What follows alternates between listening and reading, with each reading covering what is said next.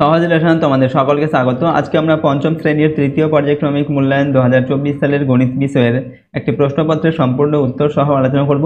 তো চলো এই ভিডিওতে আমরা দেখে নিই ক্লাস 5 এর থার্ড ইউনিট টেস্ট 2024 গণিত বা ম্যাথামেটিক্স সাবজেক্টের এই কোশ্চেন পেপারের উত্তরগুলো।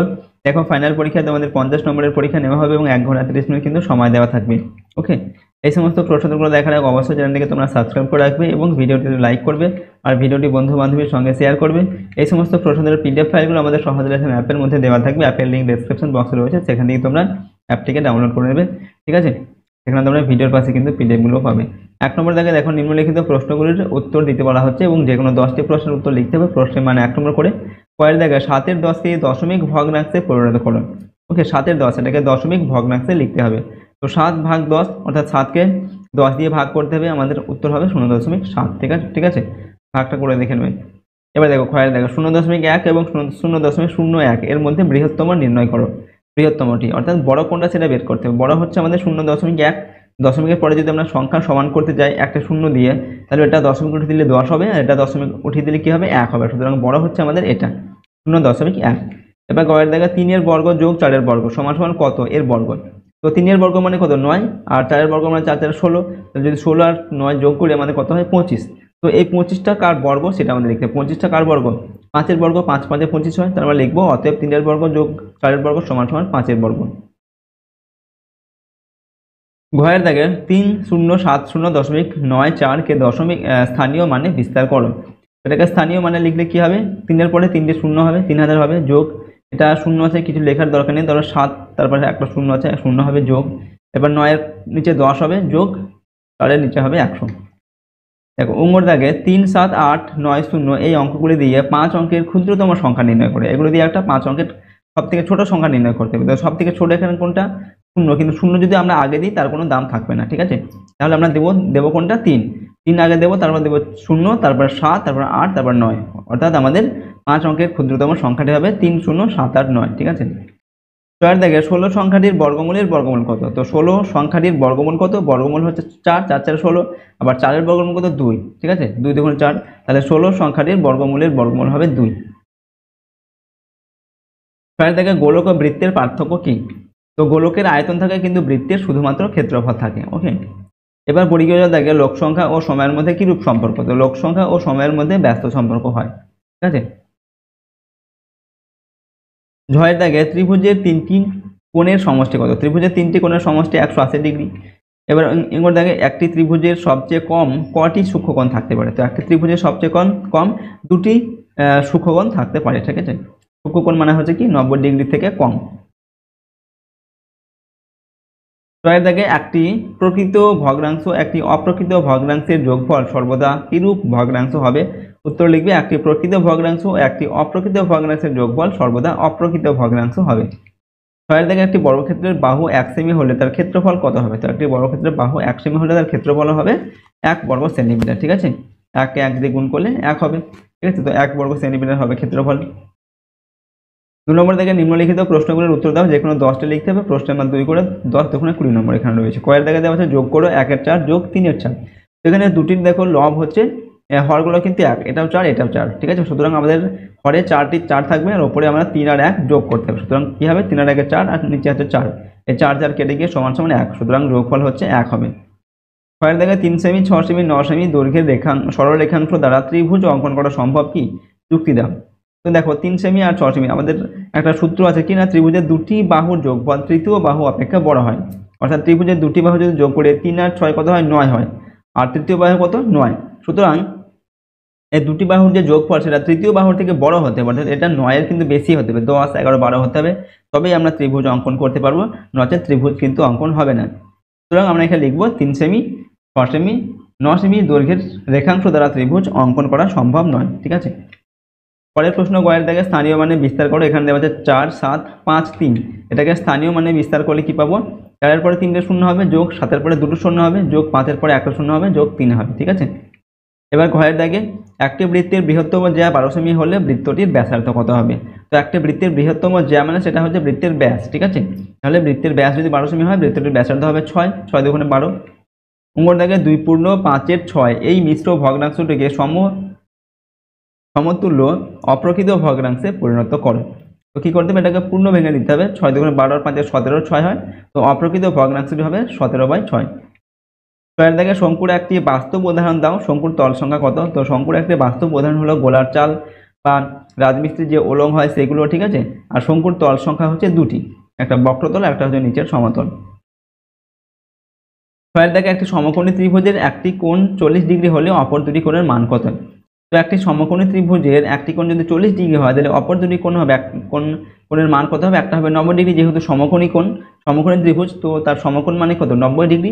আর অপর কোণের মান কত হবে? 90 থেকে 40 বিয়োগ হবে, তো 50 ডিগ্রি। অর্থাৎ একটি কোণ হবে 90 ডিগ্রি, অপর কোণ হচ্ছে 50 ডিগ্রি হবে। পরিজ্ঞেয় যোদ্ধাকে কথা লিখতে হবে এটাকে। তো এটাকে কথা লিখলে আমাদের কি হবে? 7,06,439। ঠিক আছে, দেখো একক, দশক, শতক, হাজার, অযুত, লক্ষ, অর্থাৎ 7,06,439। ঝয়ের দাগে দেখো ঘনকের কটি মাত্রা? তো ঘনকের হচ্ছে 3টি মাত্রা, ঠিক আছে, দৈর্ঘ্য, প্রস্থ আর হচ্ছে উচ্চতা। নেক্সট হচ্ছে ছয়ের দাগে 8টি পেনের দাম 32 টাকা হলে 5টি পেনের দাম কত? তো 8টি পেনের দাম যদি 32 টাকা হয়, তাহলে একটি পেনের দাম কি হবে? 32কে 8 দিয়ে ভাগ করতে হবে। 5 8 এখানে 4 8 32, ঠিক আছে, 4 হবে। ওকে, 32 ভাগ 8 গুণ এই যে 5, আমরা 5 লিখলাম। তো 32কে 8 দিয়ে ভাগ করলে কত হয়? 4 হয়। 4 8 32, তো 4 গুণ 5, ঠিক আছে। একটা পেনের দাম 4 টাকা পেলাম। এবার 5টি পেনের দাম 5 4 20 টাকা হয়ে গেল, ঠিক আছে। এটা হচ্ছে উত্তর। নেক্সট দেখো 3 নম্বরে দেখে নিম্নলিখিত প্রশ্নগুলির উত্তর দাও। যে কোনো 4টি করতে হবে। প্রশ্নের মান এখানে 5 নম্বর করে রয়েছে, 4 5 20 নম্বর। পরের দেখে একটি পার্কের বর্গাকার পার্কের ক্ষেত্রফল 400 বর্গমিটার। ওই পার্কটির প্রত্যেক বাহুর দৈর্ঘ্য কত? তো বর্গাকার পার্কের বাহুর দৈর্ঘ্য হচ্ছে কত? 400 বর্গমিটার দেওয়া আছে, অর্থাৎ বাহুর দৈর্ঘ্য নির্ণয় করতে গেলে 400 বর্গমূল বের করতে হবে। তো 400 বর্গমূল মানে হচ্ছে কত? 20 20 400 হয়, তো 20 মিটার। তো 20 মিটার হচ্ছে বর্গাকার পার্কটির একটি বাহুর দৈর্ঘ্য। পরের দেখে শ্যামল 200 টাকা নিয়ে মেলায় গেল, সেখানে 40.5 টাকার খেলনা 20 টাকার বাসে কিনলো এবং সে 15 টাকা নিয়ে দিয়ে নাগরদোলা চড়লো। সে কত টাকা নিয়ে বাড়ি ফিরলো? তো সে কত টাকা নিয়ে গিয়েছিল? 200 টাকা নিয়ে গিয়েছিল, আর বাকিগুলো সে খরচা করেছে, তো সেগুলোকে 200 থেকে আমাদের বিয়োগ করতে হবে। তো কত কত খরচা করেছে সে? 40.5 টাকা, 50 টাকা যোগ 20 যোগ 15, এগুলো সবগুলো যোগ করলে আমাদের হচ্ছে 75.5 এই টাকাটা সে খরচা করেছে। তাহলে 200 টাকা থেকে 75.5 যদি আমরা বিয়োগ করি, আমাদের বিয়োগফল হবে 140.50 টাকায়। তো এই টাকাটা নিয়েছে 124.50 টাকা, ঠিক আছে। তো এই টাকাটা নিয়ে এসে বাড়ি ফিরলো। অতএব লিখবো আমরা শ্যামল 124.50 টাকা নিয়ে বাড়ি ফিরলো। এবার গয়ের দাগে একটি বইয়ের মোট 25টি পৃষ্ঠা রয়েছে। প্রতিটি পৃষ্ঠায় 18টি করে লাইন থাকলে এবং প্রতি লাইনে 12টি করে অক্ষর থাকলে বইটিতে মোট কতগুলি অক্ষর রয়েছে? বইটির মোট অক্ষর সংখ্যা ও প্রতি পৃষ্ঠায় লাইন সংখ্যা অপরিবর্তিত রেখে প্রতিটি লাইনে অক্ষর সংখ্যা 10 করলে মোট পৃষ্ঠা সংখ্যা কত হবে? তো এখানে কি বলা হয়েছে? বইটিতে মোট অক্ষর সংখ্যা আছে কত পাবো আমরা?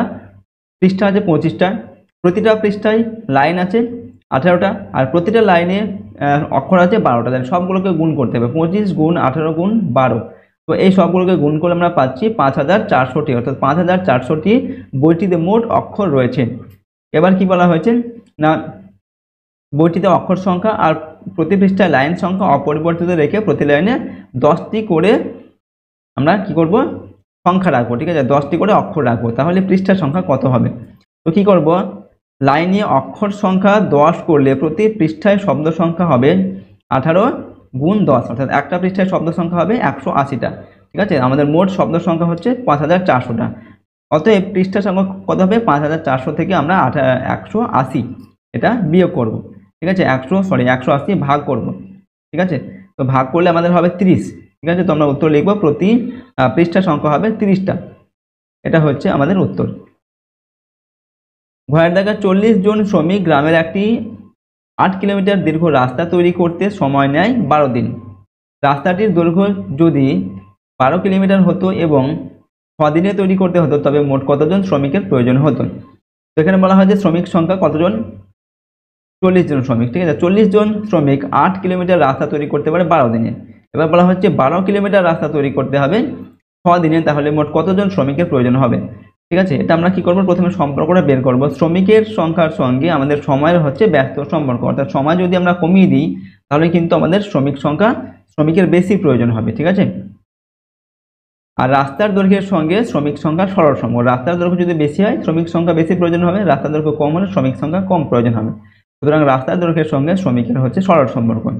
এবার লিখবো আমরা অতএব শ্রমিক সংখ্যা হচ্ছে 40, তো 40 লিখে গুণ দেব, যেটা সরল সম্পর্ক পেয়েছি সেটা আমরা আমাদের উল্টে দেবো, অর্থাৎ রাস্তার দৈর্ঘ্যের সঙ্গে শ্রমিক সংখ্যার এটা সরল সম্পর্ক, তাই 12টা যাবে উপরে, 8টা আসবে নিচে।